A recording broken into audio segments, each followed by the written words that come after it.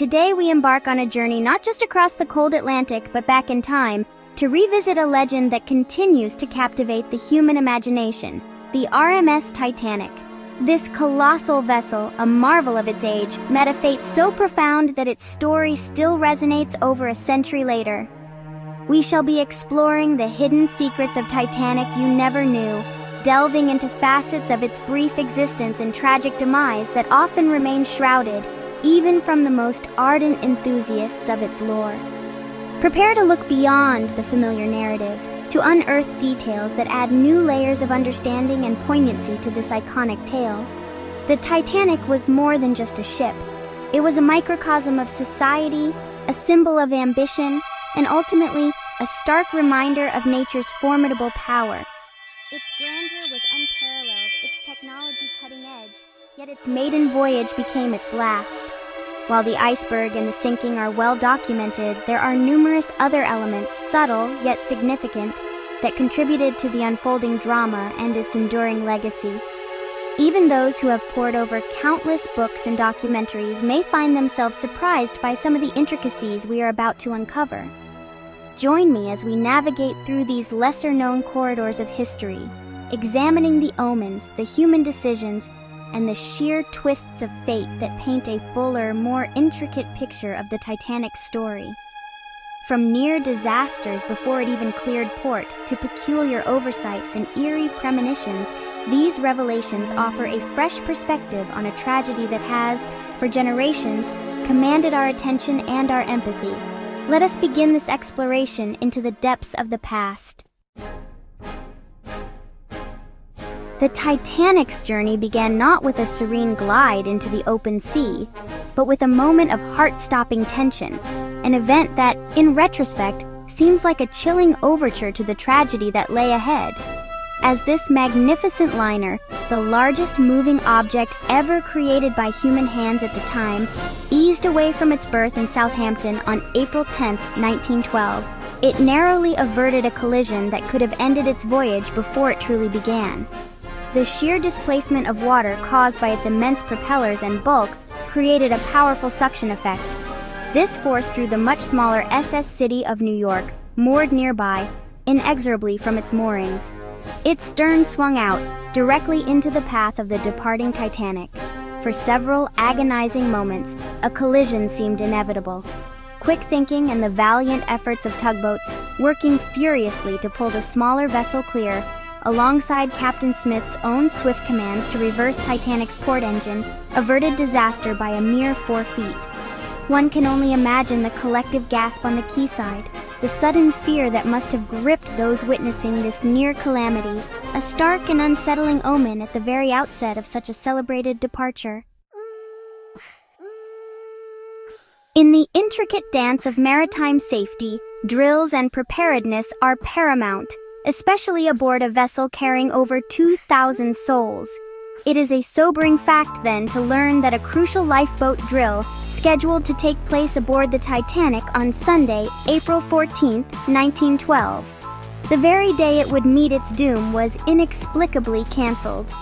The reasons for this cancellation remain somewhat obscure, with some accounts suggesting Captain Smith may have decided against it, perhaps due to the calmness of the sea or other routine ship matters taking precedence that morning. This omission, however small it may have seemed at the time, would prove to have significant, perhaps even catastrophic consequences later that night. Without the benefit of a recent drill, many passengers, and indeed some crew members, were unfamiliar with their assigned lifeboat stations or the proper procedures for evacuation. When the unimaginable occurred and the order to abandon ship was given, this lack of immediate practice coordination undoubtedly contributed to the confusion, the delays, and ultimately, the tragic inefficiency in deploying the available lifeboats, many of which were launched far below their full capacity. Amidst the escalating terror and the chilling sounds of a dying behemoth, one group of men displayed a form of courage so profound it has become an enduring legend of the Titanic disaster. The ship's musicians, led by Wallace Hartley, made a conscious, deliberate choice not to seek safety for themselves, but to continue playing. As the great liner tilted further into the icy Atlantic, their melodies provided a strange, almost surreal counterpoint to the chaos and despair unfolding around them, a final act of civility and calm in a world turned upside down. Eyewitness accounts from survivors consistently recall hearing the band play on, their music drifting across the freezing water as lifeboats pulled away. The exact tunes they played in those final moments are debated, though Nearer, My God, to Thee is the most frequently cited. This act of selfless dedication, of attempting to soothe the terrified souls around them through their art, even as their own lives were slipping away, speaks volumes about the human spirit's capacity for bravery and compassion in the face of unimaginable adversity. They played until the very end, their music a final, poignant requiem for the sinking ship and for themselves. The RMS Titanic was conceived not merely as a mode of transport, but as a floating palace, designed to offer its first-class passengers an experience of unparalleled luxury, mirroring the finest establishments on land. Indeed, the opulence and meticulous design of its interiors were directly inspired by one of the world's most renowned hotels, the Ritz Hotel in London. The aim was to create an ambiance of sophisticated elegance, a seamless transition from the grand hotels of Europe to the decks of this Atlantic liner, ensuring that the wealthy elite felt utterly at home. One can see this influence in the lavish details, the magnificent grand staircase with its ornate carvings and wrought iron balustrades, the veranda cafe and palm courts designed to evoke sunlit conservatories, and the a la carte restaurant managed by Luigi Gatti, who also hailed from the Ritz. The suites boasted rich wood paneling, plush carpets, marble wash basins, and even electric fireplaces. This commitment to emulating terrestrial luxury was a hallmark of the White Star Line's ambition, ensuring the Titanic was not just a ship, but a statement of status and refined taste, a veritable Ritz adrift on the ocean. History is occasionally punctuated by coincidences so striking they border on the uncanny, and the story of the Titanic has one such peculiar literary precursor. 14 years before the Titanic embarked on its ill-fated voyage in 1898, an American author named Morgan Robertson penned a novella titled Futility. Later retitled Futility, or The Wreck of the Titan, the book tells the story of an enormous, supposedly unsinkable British passenger liner named the Titan, which on a cold April night strikes an iceberg in the North Atlantic and sinks with immense loss of life due to an insufficient number of lifeboats. The parallels between Robertson's fictional Titan and the real-life Titanic are astonishingly numerous and specific. Both ships were described as the largest of their time, hailed as unsinkable, and carried a similar number of wealthy passengers. Both struck an iceberg on their starboard side in April in the North Atlantic, around midnight. Both had a severe shortage of lifeboats for the number of people aboard, while some details differ.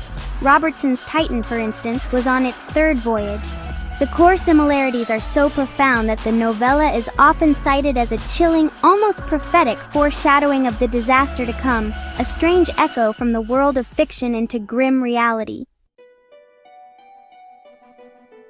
In the vast, dark expanse of the North Atlantic, the eyes of the lookouts in the crow's nest were the Titanic's first line of defense against unseen dangers. Yet on that fateful night of April 14, 1912, these crucial sentinels, Frederick Fleet and Reginald Lee, were operating under a significant handicap. They had no binoculars.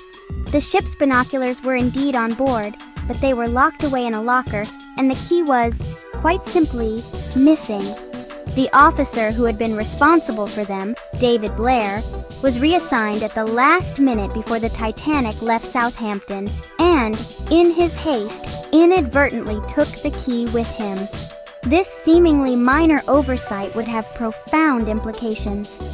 Without the aid of binoculars, the lookout's ability to spot an iceberg at a distance, especially on a calm, moonless night, was severely diminished. Frederick Fleet would later testify that had they possessed binoculars, they would have seen the iceberg sooner, potentially providing enough time for the ship to take evasive action. While it's impossible to say with absolute certainty that binoculars would have prevented the collision, their absence undoubtedly reduced the margin for error, becoming another critical link in the chain of events leading to the disaster. The Titanic disaster, though it occurred over a century ago, remained a living memory for much longer than many realize, embodied in the life of its last survivor. Elizabeth Gladys Milvina Dean was merely 2 months old when she was bundled into a sack and lowered into a lifeboat, one of the youngest souls to escape the sinking Leviathan. She, her mother Georgette, and her brother Bertram were saved, though her father, Bertram Frank Dean, perished in the tragedy, his dream of starting a new life in Kansas City tragically unfulfilled. Milvina Dean lived a long and relatively quiet life, largely unaware of her unique connection to history, until she was in her 70s when the discovery of the Titanic's wreck brought the story back into global prominence. She then became a reluctant celebrity, sharing her fragmented memories and the story of her family's ordeal. She passed away on May 31, 2009, at the age of 97, poignantly on the 98th anniversary of the Titanic's launch. With her passing, the very last direct human link to the night the great ship went down was severed, consigning the Titanic entirely to the realm of history and remembrance.